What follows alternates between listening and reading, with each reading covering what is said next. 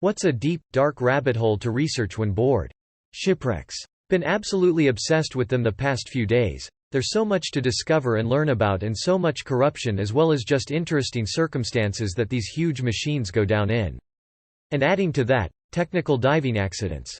Especially in shipwrecks. You can dive down to the sunken Andrea Doria, that wrecked because another enormous ship collided sideways into it. Ship and collect first-class dinnerware as plunder. But people have died, seemingly becoming lost in the complete darkness of the halls inside, or user error in any capacity, such as not having the correct oxygen tank levels leading to hallucinations and false confidence that makes you drown. Edit. I can't thank you guys enough for all the media recommendations and personal anecdotes from these shipwrecks. I have a lot to binge for the next few weeks, and I am fascinated by the stories shared in these comments. I'm reading every one. The sea is completely indifferent, and if you fuck around you find out. Can confirm about sea survival stories. A good place to start would be the Discovery Channel show I Shouldn't Be Alive. That led me to research one of the episodes about two survivors, Brad Kavanagh and Deborah Scaling-Kiley.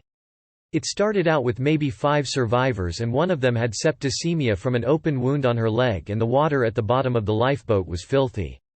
They had to dump her body overboard and listen as the sharks tore her body apart. Even though it was all done by actors years later, it was horrifying to watch. A video sometimes shows up here of a scuba diver recovering bodies from a wreck at the bottom of the Atlantic Ocean, and suddenly he sees a hand reach into the water. Harrison Ojegba Okene survived for 3 days in the trapped air and was recovered somewhere around May 29, 2013.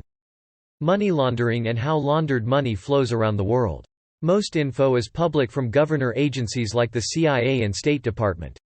Yeah. Not a cop but work in fintech and have done fraud and AML, anti-money laundering, detection, computer stuff.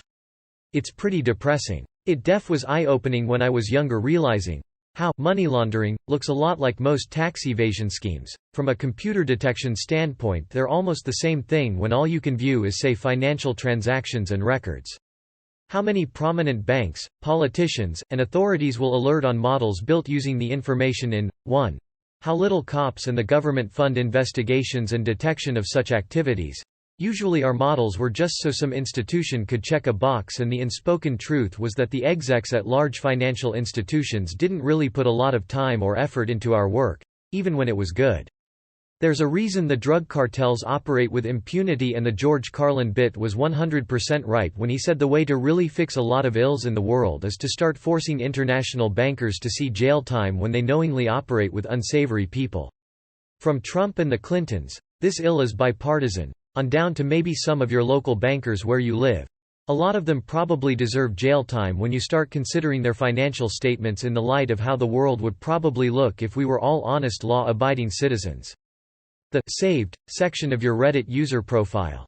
I've saved so much shit and then promptly forgot about it. Just like I'm going to do with this thread. I've been on Reddit so long it's like an archaeological dig going through my saved list. The history of lobotomies and cannibalism. I have spent more time researching these topics than the time taken to write a 90-page essay. Super fascinating if you don't get grossed out. Lobotomies disturb me in more ways than I can express. It's a profound violation of your identity and self. To have your very mind mutilated until you don't even recognize what you are. That total robbing of you as a person, leaving you mentally inert, is a thing out of horror.